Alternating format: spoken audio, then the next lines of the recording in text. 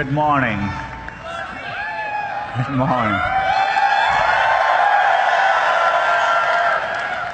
Welcome to Google I/O. It's a beautiful day. I think warmer than last year. Hope you're all enjoying it. Thank you for joining us. I think we have over 7,000 people here today, as well as many people. We are live streaming this to many locations around the world. So thank you all for joining us today. We have a lot to cover. But before we get started, I had one important business which I wanted to get over with. Towards the end of last year, it came to my attention that we had a major bug in one of our core products. It turns out we got the cheese wrong in our burger emoji. Anyway, we went hard to work. I never knew so many people cared about where the cheese is. We fixed it. The irony of the whole thing is I'm a vegetarian in the first place.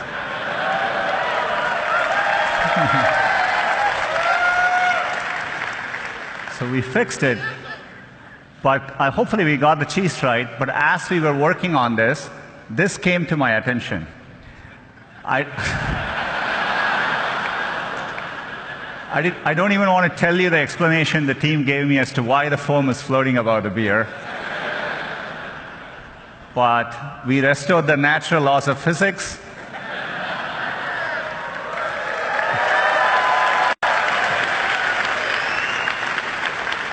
So all is well. We can get back to business. We can talk about all the progress since last year's I/O. I'm sure all of you would agree it's been an extraordinary year on many fronts. I'm sure you've all felt it. We're at an important inflection point in computing, and it's exciting to be driving technology forward. And it's made us even more reflective about our responsibilities. Expectations for technology vary greatly depending on where you are in the world or what opportunities are available to you. For someone like me who grew up without a phone, I can distinctly remember how gaining access to technology can make a difference in your lives. And we see this in the work we do around the world. You see it when someone gets access to a smartphone for the first time. And you can feel it in the huge demand for digital skills we see.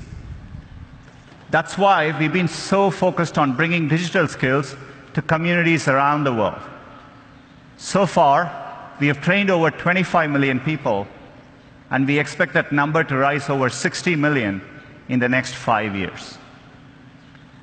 It's clear technology can be a positive force, but it's equally clear that we just can't be wide-eyed about the innovations technology creates. There are very real and important questions being raised about the impact of these advances and the role they'll play in our lives. So we know the path ahead needs to be navigated carefully and deliberately. And we feel a deep sense of responsibility to get this right. That's the spirit with which we are approaching our core mission to make information more useful, accessible, and beneficial to society. I've always felt that we were fortunate as a company to have a timeless mission that feels as relevant today as when we started. And we're excited about how we can approach our mission with renewed vigor thanks to the progress we see in AI. AI is enabling this for us to do this in new ways, solving problems for our users around the world. Last year at Google I/O, we announced Google AI.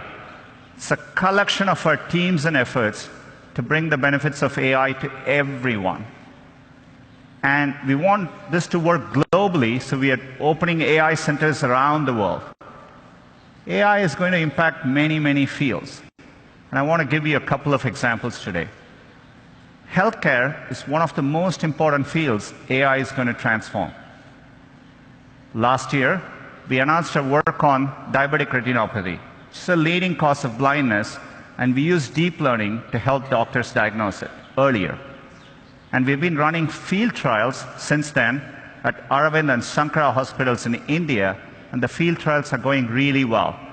We are bringing expert diagnosis to places where trained doctors are scarce. It turned out, using the same retinal scans, there were things which humans quite didn't know to look for, but our AI systems offered more insights.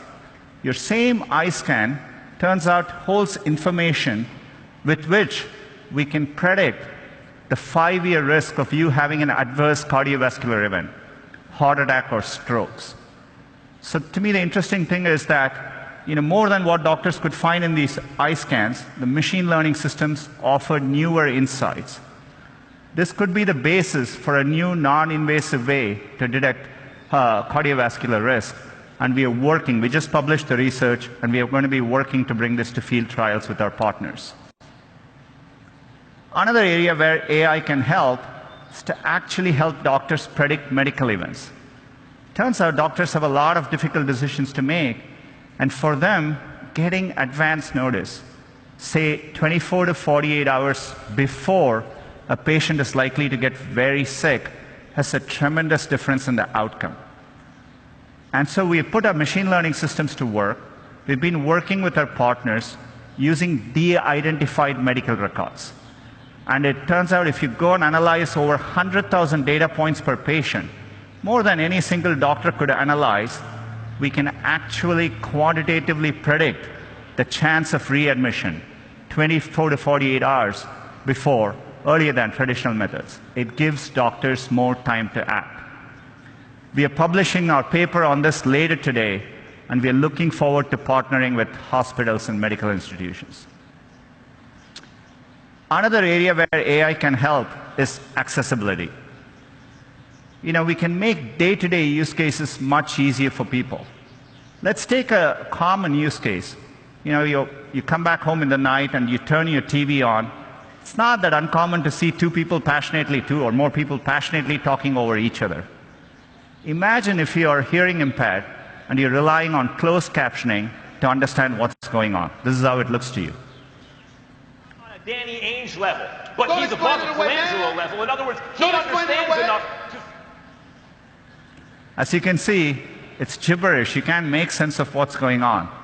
So we have machine learning technology called Looking to Listen. It not only looks for audio cues, but combines it with visual cues to clearly disambiguate the two voices. Let's see how that can work, maybe in YouTube. Not on a Danny Ainge level, but he's above the Colangelo level. In other words, he understands enough to... You said it was all right to lose on purpose. You said it's all right to lose on purpose and advertise that to the fence. It's perfectly okay. You said it's okay. We have nothing else to talk about. We have a lot to talk about.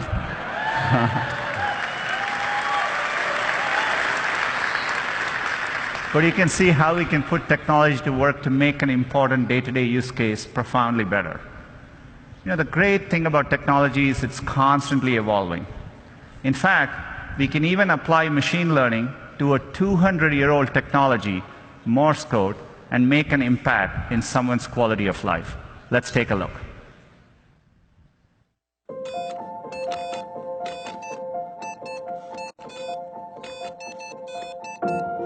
Hi, I am Tanya.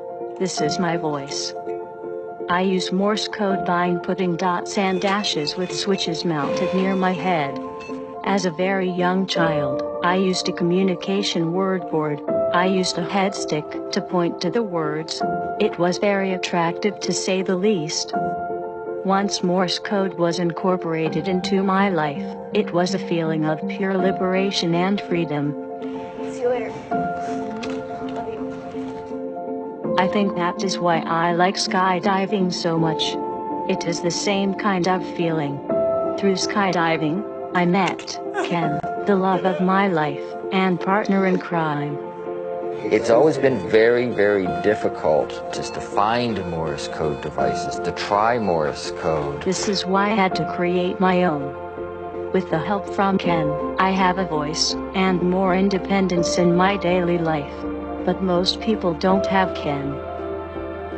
It is our hope that we can collaborate with the Gboard team to help people who want to tap into the freedom of using Morse code.